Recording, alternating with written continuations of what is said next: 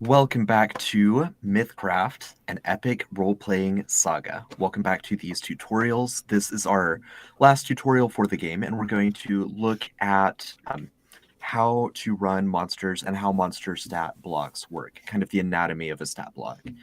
I'm joined today, as always, with Cody and also with Kyle. Will you two both introduce yourself real quick? Cody? Yeah, absolutely. I'm Cody Smith. I'm from the Homebrew Network. I play all kinds of great characters over there, like Carl and Space Pirate Grundle. And on the MythCraft pod, I play Old Man Hollow. Awesome. And Kyle?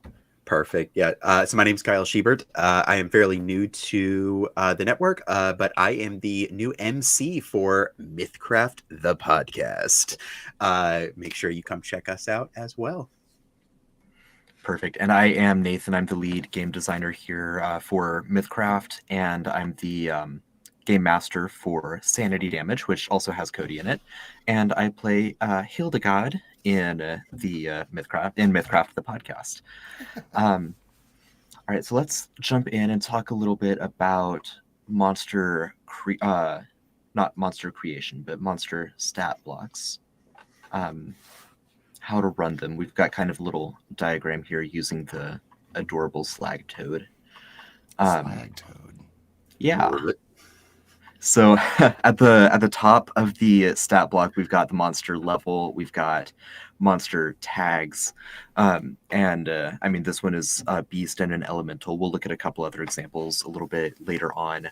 Monster level is similar to like challenge rating in other systems. D&D and Pathfinder both use challenge rating. Some other games do too.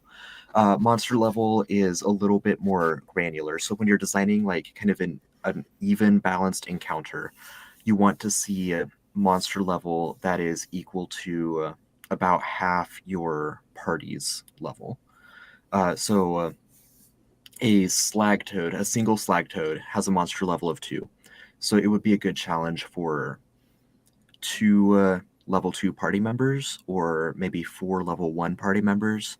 Or if you've got a party of level 4 here, let's say you have 4 level 4 party members, you want to throw like 8 slag toads at them, if I'm doing my math right. I think that's about right. 4 slag toads. 4 slag toads. Yeah, anyway, you want the monster level to be about half the party's level for a medium encounter. Scale that up or down a little bit as suits you for the encounter that you run. Under that, we've got the creature's attributes and defenses. Now, if you've watched our previous videos, you know that there are 8 attributes in MythCraft for players. We've got like kind of the 6 common ones that you see in a lot of D20 based games: strength, dexterity, endurance, awareness, intellect, and charisma. Those are the only 6 used by monsters. Players obviously also have luck and coordination. See our character creation video if you want to know more about those. But that's more on the character side of things. So monsters or creatures don't have those abilities. These 5 defenses correlate to these 5 attributes. So reflexes correlates to dexterity, willpower correlates to charisma, so on and so forth. It's just 10 plus the attribute, and sometimes certain monsters will have modifications. Wearing armor may boost some of those. Some particularly like strong-willed monsters like angels and that kind of stuff might have just like boosts to their mental defenses just by virtue of being an angel, or like a mage I think also has that. After these attributes, we've got your hit points, armor rating, and your speed. The slag toad is actually a little slower than the average monster, and this was kind of a fun accidental discovery that Grant and Jake and Andy and I made as we were talking through like monster design. Most monsters have a speed of about 30 feet, which means that they move literally like an NPC, because you've got your player who can move 20 feet for each action point that they spend. But if you've got 3 action points, you can still run about 60 feet. Similarly, most low-level monsters are able to move twice on a turn, but they move 30 feet normally. So they move faster than you walk, but slower than you run. So we've got that kind of NPC in between that you get in video games. Yeah, unintentional, but we thought it was funny. So armor rating is your primary defense. These 5 secondary defenses will be targeted by spells and certain like secondary attacks, but mostly it's going to be the armor rating and hit points. Obviously, when the monster hits 0 hit points, then they die. Really significant NPCs might use death points the same ways that players do, but in general, 0 is just death for a monster. After the attributes and health and armor and stuff, we've got damage interactions. So a creature might be immune to certain types of damage or resistant or vulnerable. Resist and vulnerable work a little bit differently in MythCraft than in a lot of other games. This Slagtoad has vulnerable 3 to cold damage. And what that means is when vulnerable actually means a lot of things. Vulnerable is pretty punishing. So the Slagtoad is vulnerable cold 3. If Cody were to attack the Slagtoad with cold damage, then the Slagtoad's defense drops by 3 against that attack. So if it's against the armor rating, then its armor rating is only 9. Furthermore, Cody's crit range increases by that number, in this case 3. So yeah, it's pretty punishing. Vulnerable is rough. I see. And lastly, you add that number to the damage taken, and that's like normally what vulnerable means in most games.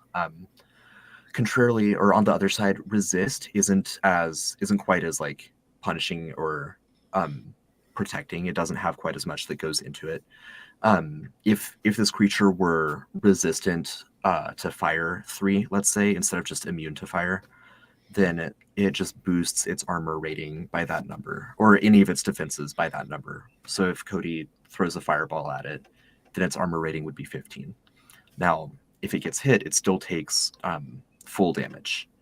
That's where damage reduction comes into play. This thing has DR3, damage reduction 3, meaning that it takes 3 less damage whenever it takes damage, unless that damage is cold. That's what DR3/cold means. It's I see. Damage reduction 3 against everything, excluding cold. Anything that it's vulnerable to also like supersedes damage reduction. So in this case, it's redundant because it's the same. But if it were, let's say it's vulnerable cold 3 and damage reduction 3 excluding lightning, that would mean it takes 3 damage less unless that damage is lightning or cold, because it's already vulnerable to cold, so that's kind of built in. Next, we've got the skills.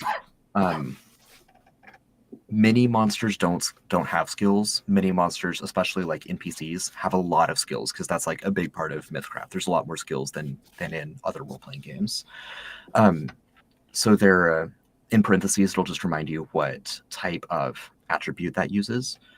So if the Slagtoad needs to make like an athletics check to, I don't know, hop up to the side of like a craggy cliff, it would roll a d20. It would add 3 from its strength, and then it would also add 8 from having athletics plus 8. So it would get a plus 11 to its athletics. Last thing here in this little like chunk of the stat block is the monster traits, and those are like special unique abilities that are defined up here in the creature compendium. Here we go, monster traits.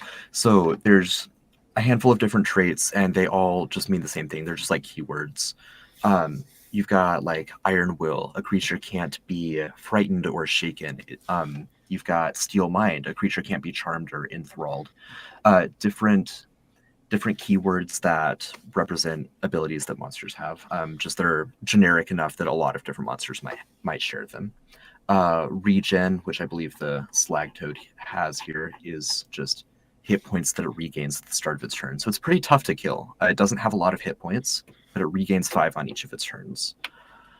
After the traits, we've got features, actions, and reactions. Again, this is should feel familiar. It's kind of like a D&D stat block or a Pathfinder stat block. It just shows you passive effects, active effects, reactions. Creatures that start their turn too close to the Slagtoad might take fire damage. The Slagtoad cannot use its regen trait when it's not in contact with like earth. So that's another way to fight it, like elevate it out of the ground, and it can't commune and can't heal. actions. Now, monsters don't use action points. They don't have coordination like a player does. Just because tracking action points for a ton of different monsters would be very cumbersome on the Mythcrafter. And so instead of that, we have simulated action points, which is on the like back end part of the design work that we do. There's information about it on our wiki, so you can go to srd.mythcraftrpg.com, find the like Mythcrafter resources, and you can see charts about like how to design your own monster and roughly how many action points they should have based on their monster level, that kind of stuff. Suffice to say, the creature's monster actions is going to look something like this monster can take 2 of the following actions, and it'll show a list. Some of the lower level monsters might say this monster can move and take 1 of the following actions, and that just represents it having the equivalent of like fewer action points, 2 or 3 action points, as opposed to like 4 or 5 action points. Sure. Higher level monsters, we'll look at a couple of these in a minute. Higher level monsters will have maybe this creature can take 4 of the following actions. And then a little bit below that, it might say this monster can take 2 of the following actions and 1 of the following actions, and just have like kind of a more powerful ability that takes more of their simulated action points.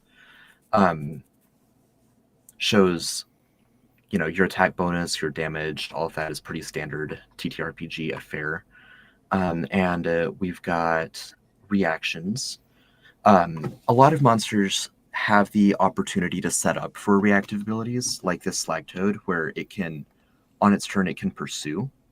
And if it does this, then as a reaction, it's able to exploit and try to make like a tongue attack or a bite attack against a creature that's moving away from it. Some monsters have the ability to do this without having to set it up on their turns, especially like the mid-level, high-level monsters. They can do that just automatically. But a lot of the lower-level ones, skeletons, NPC guards, that kind of thing, they'll have to prepare in order to like strike out as you're running away. So that generally makes Mythcraft combat quite a bit more mobile than like, again, D&D, Pathfinder, other like fantasy RPGs. Our previous video where we did kind of a combat tutorial was not a great example because I was focused on other things. I forgot to have everyone move around, but the monsters that Cody and Kyle fought didn't have like reactive abilities that they could just use automatically. So they would have had the opportunity to run around, reposition themselves, all that good stuff. So that's the anatomy of a monster stat block. I'm going to stop talking for a minute because my voice is getting hoarse, but I'm going to bump us down to the Death Knight, which I know is a monster that Kyle really liked. Mm-hmm. So that's not the Death Knight. There we go. That's the Death Knight. Kyle, if you want to just talk through some of what you enjoyed about this monster, I'll give my voice a rest. Yeah, absolutely. So the Death Knight was probably one of the ones I was more excited about running as an MC, just because of a lot of the abilities. And so I actually realized, as you were talking about like the traits and stuff, that the Death Knight had Iron Will. And whenever I was running it, it kept getting frightened. Or no, blinded. He was getting blinded. Never mind. Blinded, yeah. He couldn't get around that. So he was getting blinded a lot. The party did fantastic with it. But no, I mean, he has all of these abilities, including like casting spells that can do some pretty impactful things.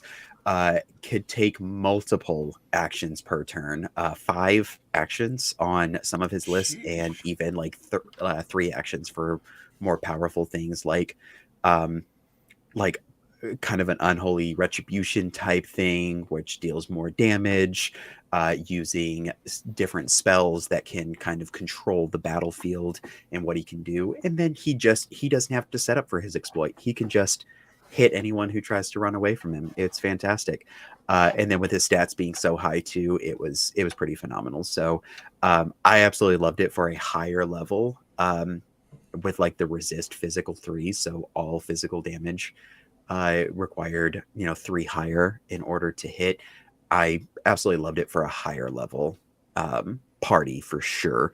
It's just one of those that It hits hard, it hits many times, and it takes hits pretty well too.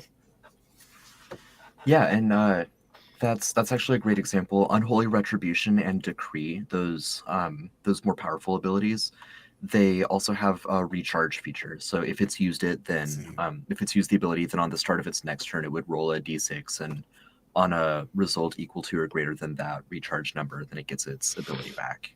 Mhm. So yeah, kind of like a Zealot Smite or a Paladin Smite here. It just gets like that extra like kick from the radiant damage.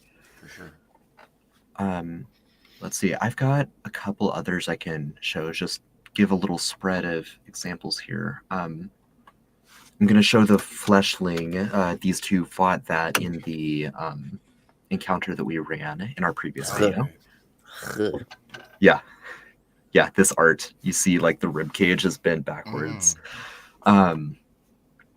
It is, yeah, so we have, you can see like the variation of tags here. We're not limited to just like one tag per monster. Some monsters have like a long list of tags that interact with different player abilities. The ranger in particular is good with tags, depending on like how you build your character. What I forgot to do in our encounter was this horrifying appearance, which should have made each of you frightened at the start of each of your turns, assuming that I was able to hit your willpower. But some monsters have passive abilities like that. Unlike the Death Knight, which was able to just exploit on its own, the Fleshling would have had to set up pursue action on one of its turns in order to activate its exploit ability on a later turn.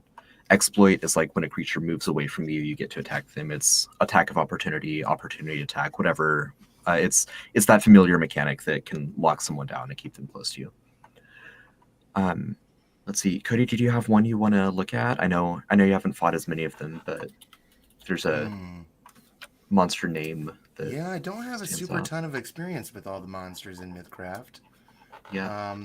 I've fought wolves, skeletons, that scorpion. Let's take a look at that scorpion. What was it all Sure, about? yeah. Let's see. That Fleshling. We fought the Death Knight. The Death Knight was a real badass. Yeah.